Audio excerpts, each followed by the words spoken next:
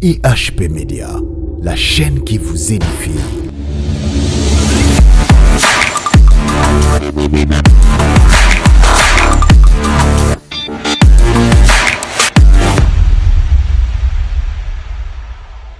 Très heureux de vous retrouver ce soir sur ce tout premier numéro de l'émission Le Culte, fidèles téléspectateurs. Bonsoir chez vous, et aujourd'hui nous avons reçu une personne qui est tellement éloquent, une personne qui n'est pas comme les autres, un homme de Dieu qui parle trop bien, et parmi les gens qui ont l'onction fraîche de la part de l'Éternel. Il s'agit du pasteur Rondi Joseph Mukwamu, qui est de l'église Lumière de Nation à Mongafula.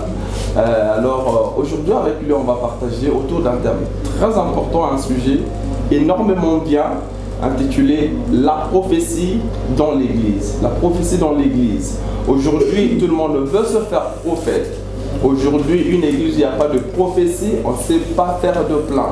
Aujourd'hui c'est un sujet qui est en train de bouleverser l'humanité. Alors nous nous sommes dit qu'on essaye de profiter de cet homme que Dieu a oint, de son expertise, de son savoir et de ses conseils sur cet aspect de la prophétie. L'homme de Dieu, nous vous disons bonsoir. Bonsoir. Bienvenue, c'est pour la toute première fois sur notre plateau.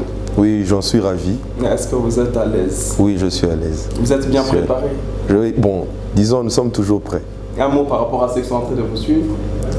Peuple de Dieu, nous sommes dans la joie de pouvoir contribuer à votre édification au travers de ce numéro intitulé Le culte et autour du sujet de la prophétie dans l'Église. Donc que le Seigneur soit avec vous et qu'il vous emmène aussi dans la profondeur de la connaissance liée à ce thème riche que nous voulons aborder ensemble. Amen, amen, amen. D'entrée de jeu, nous voulons savoir, le thème c'est la prophétie dans l'Église. C'est quoi une prophétie? Une prophétie, d'après le dictionnaire, c'est une prédiction des choses futures par inspiration divine. Si nous pouvons particulariser cette définition, nous pouvons dire que c'est un ensemble de pensées, de paroles venant de Dieu au travers d'un homme. Ok, c'est l'ensemble de paroles venant de Dieu au travers d'un homme. Est-ce qu'elle est importante dans l'Église d'aujourd'hui? Oui, elle a sa place parce que la parole de Dieu la mentionne et la parole de Dieu précise son utilité dans l'Église, que ce soit dans l'Église corps du Christ ou dans l'Église locale appelée assemblée ou groupement, plateforme, tout ça. La parole de la prophétie est à sa place. Ok, la prophétie a sa place. Oui. Mais quelle est la place qu'occupe la prophétie dans l'Église? Est-ce que c'est une place de choix ou bien une place supplémentaire ou une place partielle? Bon, ça dépend. L'Église dans son ensemble regorge de beaucoup de diversité. Oui. Mais si nous devons nous baser sur l'écriture de Paul au premier épître aux Corinthiens, oui. Au chapitre 14, oui. Nous voyons que l'apôtre Paul place un accent sur la prophétie parce que la prophétie a la faculté, les vertus de toucher plusieurs personnes, c'est-à-dire d'édifier oui. L'ensemble du peuple. Il dit quoi précisément dans ce texte? Qu'est-ce que l'apôtre Paul dit dans ce texte-là? Oui, nous pouvons lire rapidement pour l'édification du peuple de Dieu. Oui. Je suis dans premier épître aux Corinthiens, chapitre 14, le verset 13, le verset 3 plutôt. Oui. Je lis au nom du Seigneur Jésus-Christ. Amen, amen. Celui qui prophétise, au contraire, parle aux hommes, les édifie, les exhorte et les console. Ah, donc le rôle de la prophétie, c'est d'édifier, d'exhorter et de consoler. Et de consoler, effectivement. Ce sont les trois dimensions que la prophétie doit normalement s'épouser. Oui, d'une manière sommaire, c'est ce que nous devons retenir. Et lorsqu'on trouve des prophéties qui n'édifient pas, qu'est-ce que nous pouvons dire? C'est une prophétie? Bon, ce n'est pas une prophétie au sens de la parole de Dieu. Cela peut être une prophétie pour tout le monde, pour l'entendement de tous. Mais si nous devons juger spirituellement, oui. La parole de Dieu nous éclaire là-dessus. Tout ce qui n'édifie pas ne vient pas de Dieu. Donc, pour qu'une prophétie soit prophétie, nous devons avoir l'édification, nous devons avoir l'exhortation et la consolation. La consolation. Donc, hormis ces trois dimensions, la prophétie n'est plus une prophétie venant de Dieu. Non, ce n'est plus une prophétie, c'est du folklore. Excusez-moi le terme. Alors, attends, un peu. Lorsque quelqu'un vous dit, je vois que l'année prochaine, tu vas aller aux États-Unis, c'est ce qu'on rencontre aujourd'hui. Oui. C'est toujours une prophétie ou bien on veut juste cajoler un peu les oreilles? Bon, il y a dans ce genre de situation, on peut faire face à deux réalités. La première que j'aimerais évoquer, c'est que celui qui prétend donner une prophétie peut simplement parler par son propre âme, sa propre âme, sans être inspiré forcément par Dieu. Et il y a une deuxième réalité, il y a aussi la divination qui existe, c'est-à-dire une prédiction qui n'est pas de source divine. Voilà, une prédiction qui vient des ténèbres. Comment est-ce que nous allons différencier une prophétie réellement venant de Dieu et une prophétie venant de l'intelligence de l'homme ou de Jésus?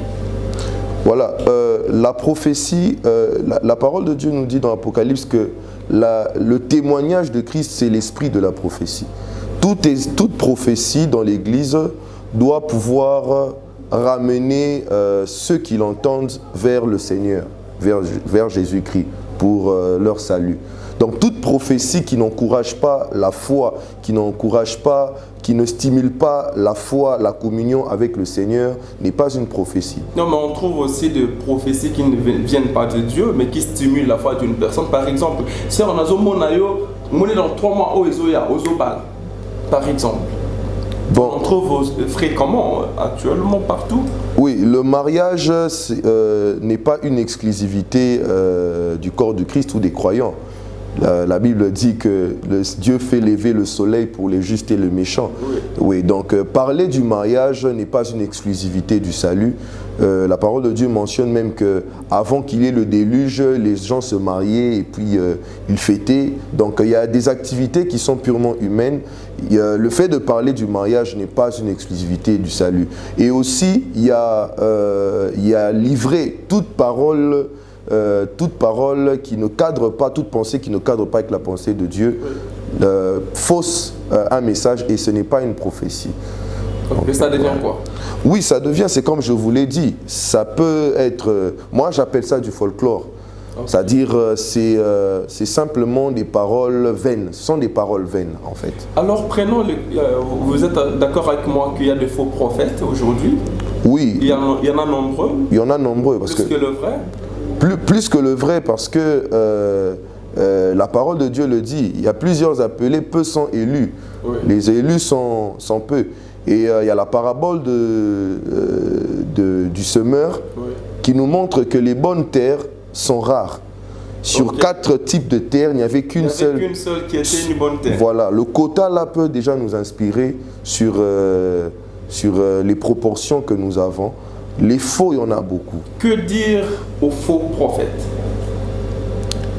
Bon, ce que je peux dire en quelques mots, ceux qui n'ont pas encore rencontré le Seigneur Jésus-Christ et ceux qui n'ont pas reçu un appel authentique du Seigneur Jésus-Christ et qui se font appeler prophètes doivent se repentir.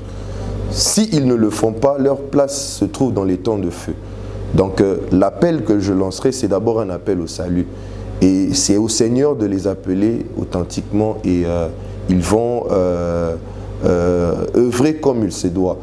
Mais s'ils doivent parler par leur propre chef, ils sont en train de s'attirer la colère de Dieu, une colère éternelle. Donc c'est ce que je peux dire. Et le vrai prophète, un message pour eux? Au vrai prophète, j'aimerais dire à ceux qui sont dans le vrai, dans la vérité, de persévérer. Parce que c'est en persévérant que nous pouvons sauver nos âmes. Et aujourd'hui, les vrais, ceux qui ont reçu un appel authentique, sont plus attaqués ou visités par l'ennemi au travers de la cupidité. Que les prophètes qui ont reçu un appel authentique de Dieu puissent s'attacher plus au Seigneur et haïr le monde. La cupidité, c'est une arme efficace, forte, que l'ennemi est en train d'utiliser contre ceux qui ont un appel véridique du Seigneur. Alors que nous sommes en train de parler de la prophétie, il y a beaucoup de gens qui sont victimes de fausses prophéties. Les enfants. Et alors, au finish, on doit le chasser de la maison. J'aimerais savoir un tout petit peu, l'homme de Dieu, le pasteur Randy Joseph, ces enfants qui ont été accusés faussement par de faux prophètes, qu'est-ce qu'ils doivent faire? Ils ont été victimes de cette pratique-là, de faux prophètes. Il faut chasser l'enfant de la maison, un enfant sorcier, c'est un prophète qui le dit. Est-ce que vous avez un message particulier pour ces enfants? Bon, je pense que dans tous les pays, il existe quand même des instances, des institutions qui garantissent les droits de l'enfant. Donc, et la parole de Dieu nous dit que dans Romains, si vous lisez dans Romains 13 au premier verset, que toute autorité vient de Dieu. C'est Dieu qui permet à ce qu'il y ait des institutions élevées dans les nations. Donc il faut faire confiance aux institutions, il faut poser ce genre de cas. Et ceux qui ont la maturité de reconnaître que Jésus-Christ est Seigneur, qu'ils puissent aussi élever une voix vers Dieu. Et Dieu sait, il sait mieux réparer les brèches mieux que quiconque. Donc voilà. Donc invoquer le Seigneur, c'est déjà la première des choses à faire. Et aussi penser à aller vers les autorités compétentes, parce que les lois en vigueur partout dans le monde n'encouragent pas ce genre de pratique. Et de frères et sœurs aujourd'hui, surtout le jeune prophète dans les églises, l'homme de Dieu, nous en trouvons. Comment ça se passe? Sœur, en fait, il veut d'une sœur, oui. Mais la sœur, il ne sait pas par où va-t-il commencer. Il vient, sœur, Dieu m'a dit que c'est toi la femme de ma vie. Et nous rencontrons aussi souvent ces genres de problèmes dans l'église du temps de la fin. Oui. Comment vous trouvez cela et qu'est-ce que vous pouvez dire par rapport à ça? Dieu m'a dit que c'est toi la femme de ma vie. Ok. Donc, il y a... Bon, moi, j'ai un autre angle de vue sur cette question. Oui. Moi, je pense que dans l'église, il faudrait améliorer l'encadrement des jeunes. Il faudrait améliorer l'encadrement des jeunes. Et aujourd'hui, surtout dans notre société africaine, le mariage ou l'éducation sexuelle, l'éducation des jeunes est devenu sujet tabou au niveau des familles. Oui. Donc un jeune homme mûr, responsable, doit être en mesure d'être conséquent, d'assumer ses responsabilités, d'assumer son choix pour le mariage. Donc c'est un problème d'abord d'éducation. Et aussi, c'est un problème aussi d'intégrité. Ce n'est pas encouragé le fait de mélanger le sacré avec des choses purement humaines. Donc il faut faire la part des choses. Lorsqu'une personne, un jeune homme est épris, même une jeune dame, il y a les dames qui le font aussi. Je ne sais pas, vous êtes aussi croyants, serviteurs de Dieu comme moi, vous n'ignorez pas que les sœurs aussi pondent beaucoup d'entre guillemets prophéties. C'est ça que nous sommes en train de vivre aujourd'hui. Oui. Je me pose la question, tout comme les enfants de Dieu qui sont en train de nous suivre se posent les questions de savoir, en ces moments-là, que faire? Sœur, une sœur qui dit, pasteur, ou bien bien-aimé, frère, je suis en train de prier, mais alors que je priais, je vous ai vu, je nous ai vus, vous et moi, en tenue de mariage. Moi, je portais une voile, toi, tu étais aussi bien habillé, et on célébrait un mariage. Et puis, je vous dis même que moi-même, là, on m'a déjà dit ça. Moi, on m'a déjà dit ça. Pasteur, je priais, j'étais en train de dormir et dans un rêve, j'ai vu qu'on célébrait un mariage, nous deux. Est-ce que ça a un sens? Est-ce que c'est toujours dans la prophétie, tout ça? Bon, je vous dis, dans cette affaire de prophétie, à boire et à manger, il y a des rêves, il y a des songes qu'on appelle prophéties, qui ne sont pas forcément des prophéties. Ah, y a-t-il la différence? Oui, il y a une différence, parce que l'abondance de pensées ou des occupations peuvent produire des songes, tel que c'est dit dans le livre de Job. Donc, le fait de penser ou de songer, d'envier, d'être épris d'un beau monsieur ou d'un homme de Dieu éminent, peut produire un rêve, peut produire un songe.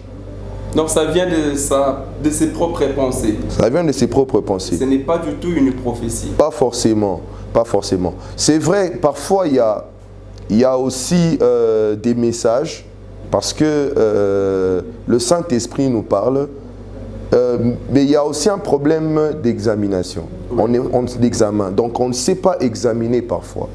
Voilà, parce qu'il nous est dit de ne pas négliger les prophéties dans 1 Thessaloniciens 5. Par contre, il faut les examiner. Okay. Vous voyez? Donc, il y a ces personnes qui se sont vues en train d'épouser tel ou tel autre conjoint, mais ils ont ignoré certains détails dedans. Parfois, le Seigneur voulait simplement vous avertir. Là, c'est l'examen. Ouais, il faut maintenant, c'est bien de recevoir une prophétie, mais c'est encore mieux de l'examiner. Frère, sœur, la prophétie là, il faut l'examiner. L'homme de Dieu en a dit. La prophétie, il faut l'examiner. Arrêtons et arrêtez d'y aller vite en besogne. Tu as fait un rêve, un frère avec toi avec un frère, toi avec une sœur. C'était un rêve qui est d'abord venu de tes propres pensées. Mais tu dis, ah, c'est lui l'homme de ma vie. C'est lui la femme de ma vie. Il faut l'examiner. L'homme de Dieu vient de le dire. Alors, pasteur Randy Joseph, nous sommes en train d'évoluer. Aujourd'hui, est-ce que l'Église peut faire une lutte contre le faux prophète ou les fausses prophéties? Oui, bien sûr. Il faut toujours prêcher la sainte doctrine, la vraie évangile. Moi, j'ai l'habitude de dire que l'évangile, c'est une question d'exactitude. Apollos, lorsque nous lisons dans les Actes des Apôtres, n'était pas très outillé, mieux que Paul, par exemple. Mais du moins, ayant rencontré le Seigneur, il avait compris que Jésus-Christ était le Messie. Et il annonçait cette exactitude-là. Il est resté dans ce message-là. Donc, il y a possibilité de rester dans le vrai lorsqu'on a vraiment été mandaté et envoyé par le Seigneur.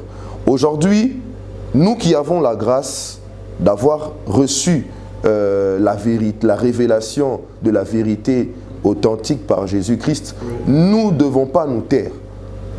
Face aux fausses doctrines, face aux faux évangiles, nous devons nous lever. La Bible nous dit de ne participer pas aux œuvres infructueuses des ténèbres. Par contre, il faut les condamner. Il faut condamner. Lorsque vous rencontrez des pratiques, des fausses pratiques en matière de prophétie, si Dieu vous a donné la parole, le verbe véritable, authentique, il faut condamner. Parce que la parole de Dieu, c'est une épée. Mais maintenant, le problème devient ce que si aujourd'hui vous condamnez ici, demain, c'est l'autre qui va s'afficher à la télé pour dire « Ah non, nous sommes derrière lui ». Il y a maintenant cette guerre entre les hommes de Dieu. Nous sommes entrés dans vivre même dans la scène de l'église de réveil au Congo, une structure qui renferme ou qui rassemble les hommes de Dieu. Oui. Alors, quand vous allez vous tenir là pour dire « Non, ceci est faux », mais vous aurez beaucoup de contestations. Non, homme de Dieu, vous savez, l'évangile que nous avons reçu du Seigneur, ce n'est pas seulement une question de parole. L'évangile s'accompagne avec la puissance. Oui. Vous voyez, lorsque vous êtes dans le vrai, Dieu va travailler avec vous et il va confirmer ce que vous faites, comme c'est dit dans Marc 16. Donc le Seigneur travaillait avec les apôtres et il confirmait la parole par des signes. Vous voyez, lorsque vous êtes un prophète authentique, lorsque vous avez un message authentique venant de Dieu, Dieu vous accompagne. Et avec Dieu, nous ferons des exploits. Vous verrez que le prophète Élie devant le prophète de Baal a excellé. Pourquoi il était avec Dieu? Ce n'est pas que les prophètes de Baal n'avaient aucune puissance. Ils avaient pour habitude d'invoquer le feu et Baal répondait. Mais face à Élie, ils ont été démunis.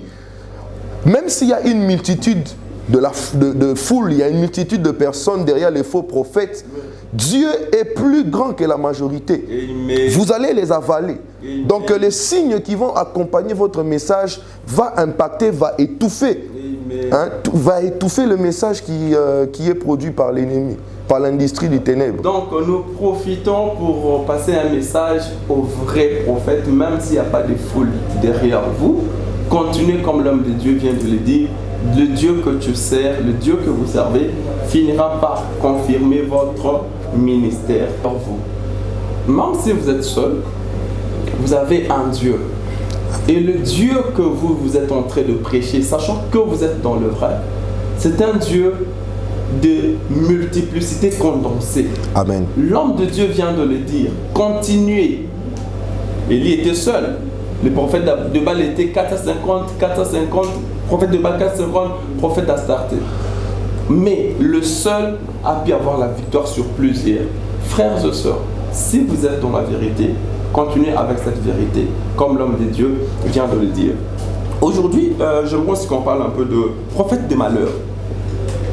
Nous enregistrons aujourd'hui une catégorie de prophètes qui ne sont que les prophètes des malheurs. Ils ne prophétisent que sur le mal. Ils ne voient jamais le bien. Homme de Dieu, cela aussi est biblique ou comment? Bon, la Bible nous éclaire sur beaucoup de choses. Oui. Vous savez, dans l'Ancien Testament, nous voyons l'histoire d'Israël. Israël, à un moment, plusieurs moments d'ailleurs, dans plusieurs époques, a eu à se méconduire devant Dieu.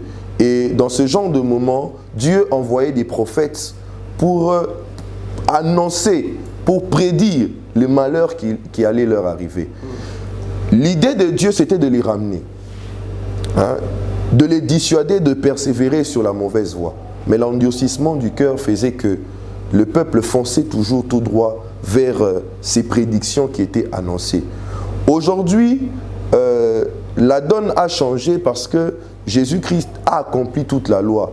Aujourd'hui, la prophétie s'est focalisée et centrée sur le salut en Jésus-Christ. Okay. Mais il y a une particularité maintenant dans le courant prophétique, parce que le courant prophétique, il est d'abord messianique. Oui. C'est-à-dire que le courant prophétique est censé apporter un message de salut avec les signes qui doivent accompagner ce message. Par contre, il y a une nuance dans le courant prophétique actuel, oui. C'est que lorsque l'on fait face à l'incrédulité, hein, à la résistance, à la non-acceptation du message de l'évangile, le temps va changer. Le temps va commencer à annoncer une condamnation. Oui. Jésus-Christ le dit, il le dit dans les évangiles, il dit, celui qui croira sera sauvé, celui qui ne croira pas sera condamné. Vous voyez, donc, lorsque vous êtes en face d'un peuple incrédule, oui. Le temps va changer. Donc, là, automatiquement, vous devrez devenir un prophète des malheurs. D'après le non, peuple. vous ne devez pas. D'après le peuple. D'après le peuple, voilà. Donc, c'est un qualificatif. Non, en fait, c'est une nuance, oui. Du message de l'évangile. Okay. Celui qui croit est sauvé, celui qui ne croit pas sera condamné. Donc, il va subir la colère de Dieu. Mais ça aussi, c'est comme si là, à la maison, on est en train de nous suivre et ils disent mais l'homme de Dieu est en train d'encourager qu'on ait beaucoup de prophètes des malheurs, apparemment. Non, mais les prophètes des malheurs ne sont suscités que suite à l'endurcissement du cœur, du peuple. Donc, si le peuple n'endurcit pas son cœur contre Dieu, oui. Il y aura moins de prophètes de malheur. Il y aura moins de prophètes de malheur. Leur pertinence, leur ministère ne sera pas pertinent. Ok. Oui. Alors, fidèles téléspectateurs, vous voulez réagir à cette émission? Écrivez-nous à ce numéro qui s'affiche au bas de vos écrans. Et vous allez participer à notre émission. Nous allons aussi vous répondre aux questions que vous pouvez avoir envers l'homme de Dieu. L'homme de Dieu est tellement disponible. Et toute question que vous avez, qui vous arrive sur la prophétie dans l'église, écrivez-nous à ce numéro qui s'affiche au bas de vos écrans et nous serons en contact avec vous. Également, si vous voulez participer à cette émission, écrivez-nous toujours à ces numéros et nous allons vous recevoir comme nous avons reçu le pasteur Rondi Joseph.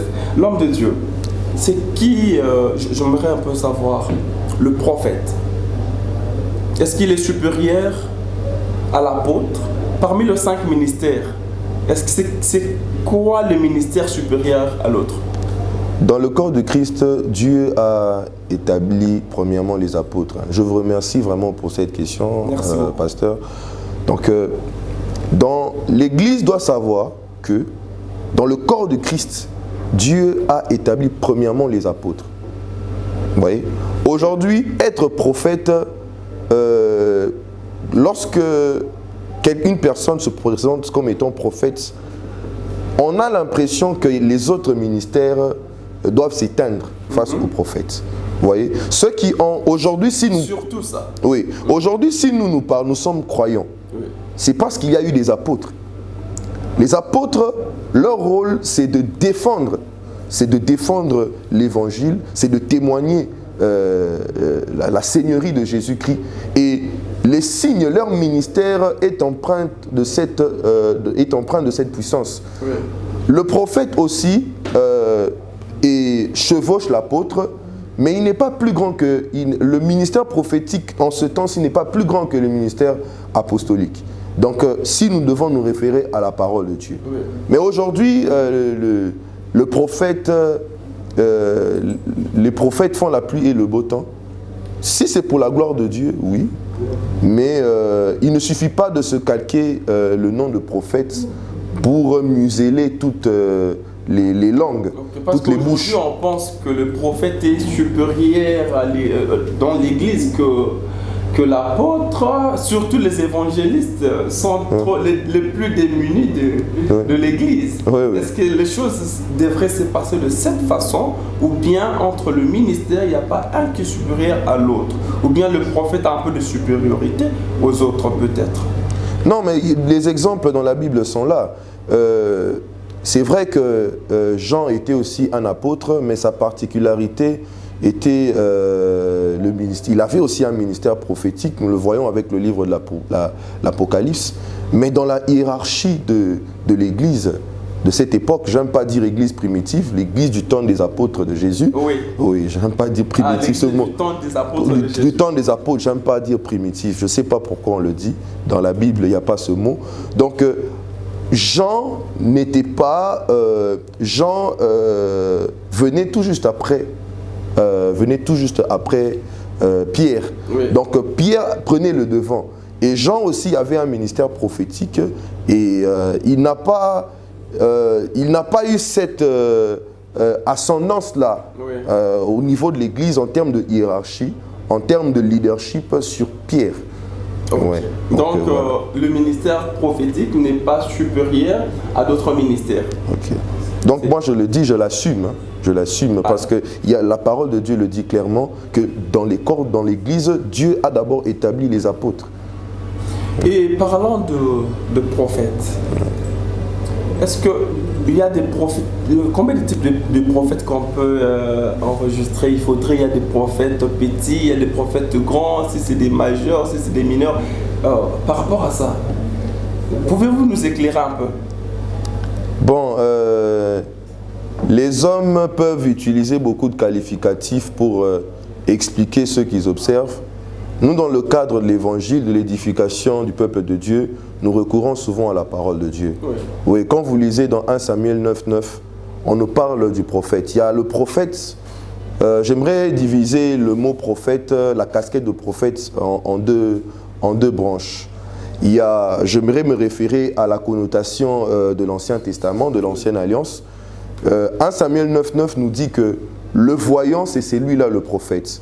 Okay. Celui qui a la faculté de recevoir des visions divines. C'est lui le prophète. C'est lui le prophète okay. Au sens large. Okay. Voilà. Il y a des prophètes même d'autres nations oui. qui ont d'autres dieux. On peut aussi les appeler prophètes. Vous voyez? Mais il y a les prophètes de Dieu, ce sont ceux qui peuvent recevoir des visions divines. Quand vous lisez dans Nombre 24, verset 15 au verset 16, oui. Balaam disait qu'il se présentait comme fils de Béor, celui qui a l'œil ouvert, celui qui avait la faculté de recevoir la vision du Tout-Puissant. Tout-puissant. Donc il y a la connotation prophète Ancien Testament qui fait plus référence à la faculté ou au don de révélation. Ok. Voilà. Maintenant, il y a un petit problème. Tout celui qui prophétise est prophète, si on peut aller dans cette logique. Voilà, là maintenant, quand nous rentrons dans la révélation du Nouveau Testament avec les apôtres, leur enseignement, parce que notre base, la parole de Dieu le dit clairement que nous sommes fondés sur le fondement des apôtres et des prophètes. Donc nous devons considérer l'Ancien Testament et le Nouveau Testament. Okay. Voilà. Donc dans cette démarche-là, nous comprenons aujourd'hui que il y a de ces personnes qui ont le don de prophétie. Voilà. Lorsqu'on les appelle prophètes, c'est des prophètes par défaut. Oui. Ce ne sont pas forcément des prophètes de ministère. Ok. Voilà. Parce qu'un prophète de ministère, c'est un ministre de la parole. Ah bon? C'est-à-dire que c'est quelqu'un qui sert la parole. Oui. Il est là pour enseigner. Il y a d'abord une nuance entre la prédication et l'enseignement. Ah. L'enseignement, c'est pour ceux qui sont des ministres de la parole. Okay. Un prophète du Nouveau Testament, c'est un ministre de la parole. Il sert la parole. Okay. Il n'est pas focalisé sur le don, mais il est focalisé sur l'enseignement, c'est-à-dire le perfectionnement des saints. C'est-à-dire qu'il doit être capable, non pas seulement d'édifier le corps du Christ, c'est-à-dire d'évangéliser, oui, de ramener par le message de l'évangile des personnes des ténèbres à la lumière, oui, mais aussi de les édifier, de les emmener vers le perfectionnement, de les affermir. Donc le message du prophète en tant que ministre est plus riche et plus costaud et plus outillé. Que le message du prophète, parce que celui qui a le don prophétique. Oui, celui qui a le don prophétique. Celui qui a le don prophétique, le don de révélation, il est là seulement pour vous révéler des choses cachées. Il est là seulement pour, soit il vous donne une parole de connaissance, soit il vous donne une prophétie, une prédiction. Mais le ministre, le prophète en tant que ministre, il vous perfectionne. Wow. Il vous perfectionne, c'est-à-dire il vient édifier votre foi. Mais on a un petit problème, c'est que les gens qui sont prophètes par une révélation, par une parole de connaissance, se font aussi appeler prophètes comme ayant un ministère prophétique. Est-ce que ça peut se faire comme ça? Non, mais parce que vous savez, pour être ministre de Dieu, ministre de la parole, vous devez avoir reçu ce don-là. Et Dieu ne se répand pas de ses dons, de ses appels. Or, il y a une nuance entre le ministère et le don. Le don, c'est une manifestation de l'esprit. Okay. Voilà, donc ça peut être occasionnel. Mais le ministère, il est permanent. Vous êtes établi. Donc vous servez la parole. Vous allez voir que Pierre a fait une distinction entre ceux qui devaient servir aux tables et eux, les apôtres, qui devaient servir la parole et être plongés dans la prière. Donc c'est un travail à temps plein. Et il faut qu'il y ait une maîtrise. Vous devez être un homme fait. Vous devez être un modèle. Vous devez être le modèle de troupeau, comme Pierre le dit dans son premier épître. Un modèle de troupeau. Voilà. Alors, surtout aujourd'hui, le jeune, l'homme de Dieu. Oui, permettez-moi, je vais anticiper votre pensée. Je vous en prie. Vous savez, aujourd'hui, il y a une crise au niveau de la prophétie dans le corps du Christ, dans nos assemblées. Pourquoi? Parce que des jeunes convertis qui ont eu la manifestation d'un don, parce qu'il est écrit que voici les miracles qui accompagneront ceux qui auront cru. Donc quelqu'un qui s'est converti aujourd'hui peut manifester un don spirituel, entre autres la prophétie. Mais quand vous appelez une telle personne, un tel croyant, prophète comme ministre, le problème est déjà à ce niveau-là. Oui. Parce que lorsque vous confiez une tâche de leadership, un rôle de leadership à un nouveau converti, en fait, vous créez un désordre dans le corps de Christ. Mais c'est ces désordres que nous sommes en train de vivre aujourd'hui. Les jeunes dont nous devons parler, ce ne sont pas les jeunes en âge. Aujourd'hui, moi, je m'identifie comme étant jeune. Oui. Mais je ne permettrai pas à quiconque de minimiser ma jeunesse. C'est-à-dire que ces petits-là viennent commencer le ministère aujourd'hui. Non, mais bon, dire qu'on a commencé aujourd'hui, ce n'est pas tellement vrai, parce que nous avons un parcours. Un jeune homme comme Samuel, qu'on a déposé au temple, qui dormait près de l'arche, qui dormait au lieu saint, que Dieu a visité petit, et qui a grandi près de la parole, près de la source. Oui. Un jeune homme comme Samuel à 25 ans, à 30 ans, c'est un érudit. Bien sûr, oui, mais aujourd'hui, parlons même de jeune, qui est jeune dans l'évangile, qui est grand dans l'évangile, est-ce que c'est par rapport au temps que vous êtes converti ou bien c'est par rapport à votre maturité spirituelle qu'on peut déterminer l'âge dans les domaines spirituels ou de l'Église? Non, il faut aider le peuple de Dieu par des références claires. Lorsque vous lisez Hébreux 5, vous lisez Hébreux 5, au parti du verset 12, je vais lire rapidement. En effet, qui depuis longtemps devriez être des maîtres, vous avez encore besoin qu'on vous enseigne les premiers rudiments des oracles de Dieu. Vous en êtes venus avoir besoin de lait et non d'une nourriture solide. Or, quiconque en est au lait n'a pas l'expérience de la parole de justice, car il est un enfant. Mais la nourriture solide est pour les hommes faits, pour ceux dont le jugement est exercé par l'usage à discerner ce qui est bien et ce qui est mal. Donc, par là, le peuple de Dieu doit retenir que celui qui est grand dans le domaine de Dieu, c'est celui qui a une expérience dans le discernement de ce qui est bien et de ce qui est mal. De celui qui est capable de recevoir un enseignement, une nourriture solide. Donc ça n'a rien à voir avec l'âge? Ça n'a rien à voir avec l'âge. Aujourd'hui, nous rencontrons, moi j'ai eu la grâce d'être pasteur titulaire d'une assemblée. Je dirige des parents aussi, des papas, des mamans. Il y a des personnes que nous rencontrons à qui vous donnez un certain enseignement, vous pensez qu'ils sont mûrs, vous essayez de les emmener un peu dans une certaine perfection, mais ils les reçoivent mal. Ils sont encore des bébés. Ils n'ont pas l'expérience dans le discernement de ce qui est bien, dans ce qui est mal. Ouais. Par contre, il y a de ces personnes qui ont 3 ans de vie chrétienne, mais qui grandissent vite, parce qu'ils mettent en pratique. Jésus dit, mes frères et mes sœurs, ce sont ceux qui écoutent la parole de Dieu et qui la mettent en pratique. Jésus, c'était un érudit de la parole de Dieu.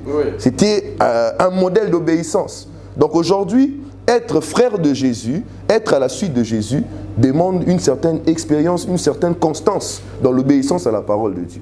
Aujourd'hui, être frère de Jésus-Christ demande une certaine constance dans la pratique, dans la compréhension de la parole de Dieu.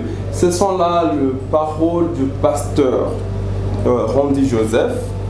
Juste un dernier mot et puis votre contact par rapport à ceux qui sont en train de nous suivre, s'ils auront besoin de vous contacter, ainsi que l'adresse de l'église. Vous avez la caméra devant vous pour adresser ce message. Shalom peuple de Dieu, c'est une joie pour nous de nous tenir devant vous pour vous parler de la part du Seigneur.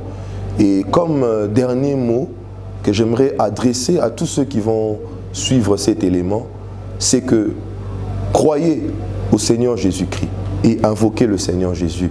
Ceux qui reçoivent le Seigneur Jésus reçoivent le don du Saint-Esprit et la prophétie devient accessible à eux. Donc, j'encourage le peuple de Dieu à sonder les Écritures, à comprendre ce qui est vrai et ce qui est faux par la lumière du Seigneur, par l'aide du Saint-Esprit. Et je pense que nous ne serons pas séduits par le courant des fausses doctrines et des faux prophètes. Donc ce sera là mon dernier mot. Votre numéro de contact? Mon numéro de contact, c'est le plus 243 82 29 181 13. 82 29 181 13. Et l'adresse de l'église? L'adresse de l'église à Mongafula, Kimbondo, vers la route Matadi. Vous devez passer le marché Matadi Kibala, la rue Terre Jaune numéro 29. Vous êtes aussi nombreux de nous suivre. Nous sommes déjà à la fin de ces numéros de l'émission Le Culte.